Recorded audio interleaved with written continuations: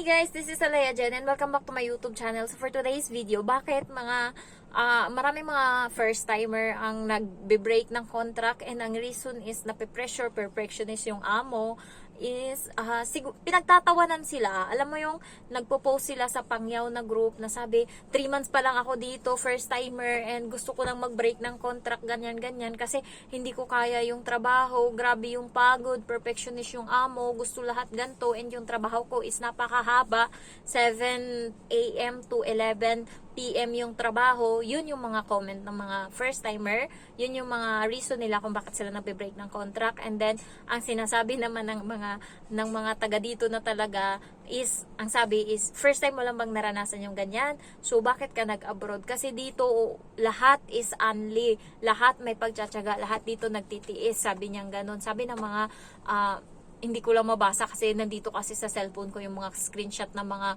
sinabi ng mga ano. Kasi kung nandito ka sa Hong Kong and yung goal mo is para sa pamilya, lahat titiisin mo talaga lahat iindahin mo. Ako ganyan, lahat iniinda ko. Sino ba magsasabi na kaya ko tong trabaho na to? Kasi kahit yung mama ko is hindi talaga nila, hindi nila ine-expect na tatagal ako dito. Kasi ang sinasabi nga nila kahit 3 months ka lang, dai, kasi alam ko naman na hindi mo kaya. Kahit nga 3 months or 1 month, umuwi ka na kung gusto mo. Kasi nga alam nila na hindi ko kaya yung trabaho na to. Alam nila na hindi ako sanay dito. Yung kapatid ko, siya pa yung naglalaban ng panty ko na may dugo. Kapatid ko, mama ko, sila naglalaban yan.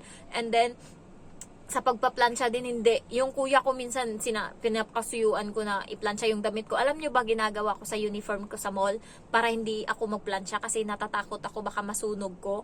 Is hindi ko siya, halimbawa pag binabanlawan ko, hindi ko siya pinipiga last na banlaw. Ipapagpag ko lang siyang ganun para hindi siya makusot, and then isasampay ko. Kinabukasan, matuyo siya, hindi siya kusot. Kasi nga, hindi ko siya piniga.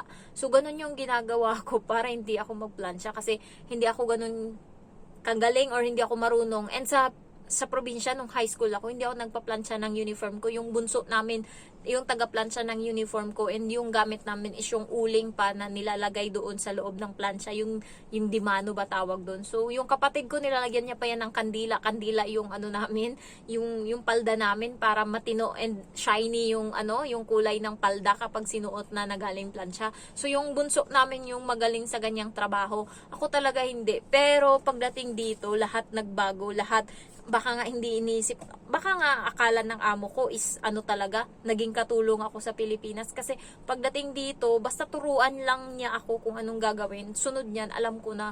So, kayo na mga first timer, tayo na mga first timer, alam naman natin na mahirap talaga yung trabaho dito. Iniisip ko talaga araw-araw kapag mahirap yung trabaho ko, sinasabi ko, ngayong araw lang to, mamaya-maya kahit anong gawin nila, kahit anong utos nila, maya-mayang 11, tapos na ako, kahit anong matatapos ditong araw na to. Hindi nila mapipigilan yung oras, and habang pumapatak yung oras, tumatakbo yung oras, nalalapit na din yung pagpapahinga ko, nalalapit na rin akong matulog. So, ayun lang yung iniisip ko always. Minsan nga, naabutan ako ng amo kong babae and lalaki kasi lumabas sila kasi iboblower ng amo kong lalaki yung buhok ng babae. And nakita niya ako sa labas. Sabi niya, bakit nandito ka pa? Akala ko tapos na daw akong magtrabaho. Akala daw nila matutulog na ako. Sabi ko, hindi pa ako nakaligo. And nakikita nila na nandun ako sa may harap ng drawer ng bata, damitan ng bata, and kinukuha ko yung mga damit niya na kakailanganin kinabukasan kasi Sabado, kakailanganin para sa swimming niya, para sa swimming lesson niya. To sabi ng amo kong babae, thank you Jen, sabi niyang ganun. Ang ganda ko today, nakikita niyo ba? Ay, sorry. So, ang ganda ko. Kapag hindi kulot yung buhok, kapag ganito, diba? Ang ganda. Biniro ko lang yung sarili ko. So, ako lang din yung pumuri. So, pagka dito talaga, tiisin mo talaga lahat, tiyagain mo lahat. So, wala nang arte-arte dito. Dati nga, ang arte-arte ko kapag nakakakita ako ng tae sa toilet. Putang ina, andyan na yung mura ko. Minsan nga nahuli ako ng amo kong babae, nagmumura ako Sabi ko, puta na buhay to. Tapos alam mo yung kumukuskus ako ng toilet and nagmumura ako.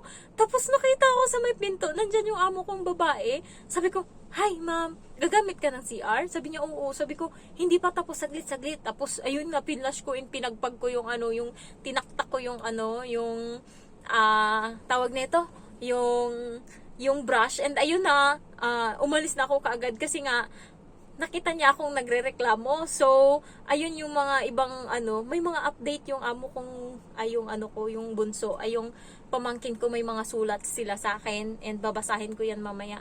May sinasabi sila. So far guys, mahirap talaga yung trabaho ng domestic helper. Kaya bago ka pumunta dito, i-sure mo na talaga sa sarili mo na kaya mo ba, na okay, ready ka ba? Kasi ako, dapat physically ready ka. Kahit ako, hindi naman ako, hindi ako mataba, payatot ako. Pero sa utak ko, kaya ko. And then, physically okay naman, healthy naman, mentally kailangan, and emotionally. Kailangan hindi ka dito madibdibin, kailangan dito, yung makapal yung mukha mo ba? So far, kapag inisip mo na yung pamilya mo, pag nakikita ko, ginaganahan ako magtrabaho, nakikita kong yung bahay na pangarap namin dati, and ngayon nasisimula na siya. Parang gusto ko na lang umiyak kasi, dahil to sa sipag ko.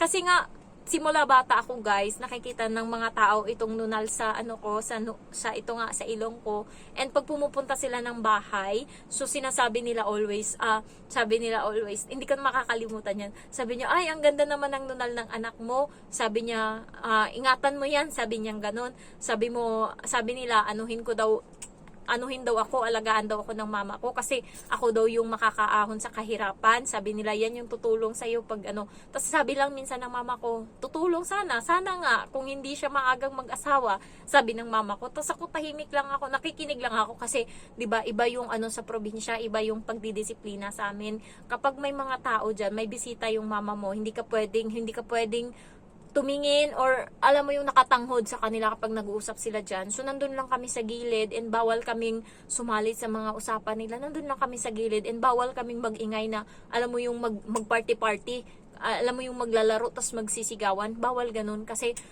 pag alis ng bisita, palo ka talaga. Kaya nakikita ng mga bisita, nakaupo lang kami, and nakikita nila nga itong nunal ko. Maliit pa lang ako, bata pa lang ako, nandito na talaga itong nunal ko. And buti nga ngayon hindi siya lumaki, parang tumigil siya, hindi siya, akala ko nga matatakpan na itong ilong ko sa nunal. So far guys, yung focus ko ngayon is matapos yung gusto kong namin ng pamilya ko, yun nga yung magkabahay kami kasi simula nung bata kami, medyo mahirap talaga. And ngayon nakakaahon na yung namin, yung pamilya namin, hindi na ganun kahirap. May ibang tao lang na naiinggit, lalo sa mama ko, sinasabi nila nagbago na daw yung mama ko kasi dalawa daw yung abroad, yun na yung sinasabi nila. Pero hindi naman ganun yung mama ko. Inaano lang talaga nila, gusto lang talaga nilang hindi kami magpadala, gusto siguro nila na, alam mo yun, yung parang ayaw nila na umangat yung mama ko. Ano gusto nila? So, sinasabi nila always nagbago daw yung mama ko kasi nga daw may abroad na daw. Yung mama ko kasi, aside from may pera kami, yung mama ko is may tindahan kami doon, and hanggang ngayon pinapatakbo nila yung tindahan na iniwan ko, and may palayan kami na namumorsyento kami doon. So every crop meron talaga silang bigas, so hindi sila namumroblema sa bigas. And meron kaming iba-ibang sideline, yung ko, minsan nagpapakopra yung papa ko sa bundok, so meron kaming parte doon. So, hindi talaga kami naghihirap sa ngayon kasi nga dalawa lang sila doon sa bahay. Dalawa lang yung pamangkin ko doon, maliit pa yung isa, and yung isa is nag-aaral ng high school. And yung mama at papa ko, hindi sila malakas kumain, hindi katulad ko na grabe ako pakainin nung nandun ako maliit lang. So, wala talaga, alam mo yon. So, hindi ganun kahirap yung buhay nila ngayon, and yung mga tao is, alam mo yun, yung parang naiinggit. Pero wala naman silang pakialam kasi kami naman nagpapadala. So, ang lang is, kayong mga first timer tayo, syempre, pakita natin na kaya din natin yung nakaya ng mga ex-abroad or yung mga nandito. Kasi yung mga nandito guys, malalaki na yung kamay nila. Puro na yan sila ugat. Hindi mo na sila nakikitang nagre-reklamo kasi sanay na sila. And minsan kasi, nakakapagod magtrabaho, lalo pag may utang ka na, and alam mo yun, buti na lang ako, parang nasa utak ko na nagbabayad ako ng utang. So, hindi na pero yung iba nai-stress minsan sa utang, lalo pag pinapahiram sa ibang tao yung pera na inutang. Kaya siguro yung iba is nagbe-break ng contract. Kaya yung mga first timer, lakasan natin yung loob natin, yung pasensya is habaan pa, and ipakita natin sa mga nandito na nakaya din natin yung nakaya nila. So, lahat naman tayo may iba-ibang hamon sa buhay, may iba-ibang laban everyday sa buhay, sa amo natin. Pero, focus tayo sa positive na meron tayong sahod, may dollar tayo na and makakabili tayo ng kung gusto nating bilhin. Ako kasi nakafocus ako parati sa sahod na ako, and kahit isa man lang, isang damit lang kada sahod yung mabili ko. And nakabili ako ngayong sahod kahit may utang ako. Kahit na may ano ako guys, kahit na may binabayaran ako. So eto, Levi's siya. Ayan. So polo. Ayan. So nabili ko siya. Kada sahod bumibili ako kahit isa lang para meron man lang akong pampaluwag loob sa sarili ko na ay ngayong sahod may nabili ako. So eto, first time kong magkaroon ng brand na to. Gustong-gusto kong magkaroon nung nasa Pinas pa ako. Nakikita ko parati. Ang ganda kasi ng mga jeans nila dito.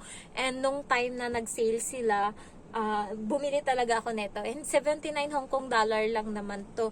Pero kapag hindi siya sale is 399 Hong Kong dollar siya. So yung mga konting ganyan lang para reward lang sa sarili. And ayun nga, ano lang ako, tipid lang ako every sahod, hindi pa ako lumabas.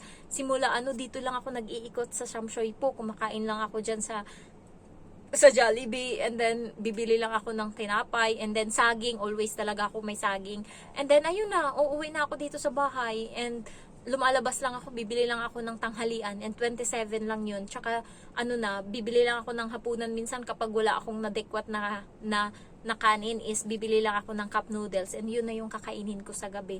So diskarte na lang talaga, and para makaipon, para makapundar. So, ayun lang guys. Sana kayo din, sana ganahan din kayong magtrabaho. And sana hanggat maaari, huwag kayong mag-break ng contract para naman kahit papano, merong buhay na magbabago or merong maipundar kahit papano. So, yung ko nga, kaibigan ko, tanga, umalis siya ng amo niya dito, hindi siya nagpasa sa immigration ng break contract, nagpasa lang siya sa amo niya siguro, and ngayon gusto niyang bumalik kasi nag-aral siya ng caregiver sa Pilipinas, and ngayon sabi niya sa akin, may naghahanap ba dyan ng caregiver na trabaho, kasi nga daw graduate na siya ng caregiver. Sabi ko, hindi ko alam, wala akong alam, marami din caregiver dito.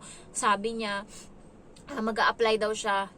Alam ko na talaga mangyari pag nag-a-apply siya. Baka naban na siya dito sa Hong Kong kasi nga hindi siya nagpasa sa immigration ng contract or ng break contract. So baka yung amo, sila yung nakapasa kasi syempre kukuha sila ng bagong helper, and pag nakita, meron ka pa palang previous helper, bakit ka kukuha uli? And then doon na sila magpapasa ng break contract sa helper nila. And ayun, pagbalik niya dito, pwede siyang siraan na ng amo niya kung anong nilagay doon kasi nga hindi siya nagpasa sa immigration. So, ayun, nangungulit siya sa akin ngayon, agency ko, ganyan-ganyan, mag-a-apply siya uli. Parang ang hirap niya na makabalik sa Hong Kong. Kasalanan niya yun. 3 months pa lang siya dito, and then umuwi siya. Hindi naman ganun kalala yung niya, yung amo niya, wala nga masyadong pinapagawa sa kanya. Ang issue niya is meron siyang AFAM. And then, parang ang plano nila ng AFAM is pag-aralin siya ng caregiver, and pagkatapos kukunin siya. Pero ngayon kasi nagkakalabuan sila ng AFAM. Hindi naman kasi talaga secure kapag may AFAM ka kasi pwedeng magbago lahat. So ngayon, parang nagkakalabuan sila. So ang mangyari, parang naiwan siya sa ere. Wala. Babalik siya ngayon ng Middle East kung gusto niya bumalik talaga ng abroad bago siya makabalik dito for sure. So ayun lang guys. Thank you for watching, and I love you all. Bye-bye.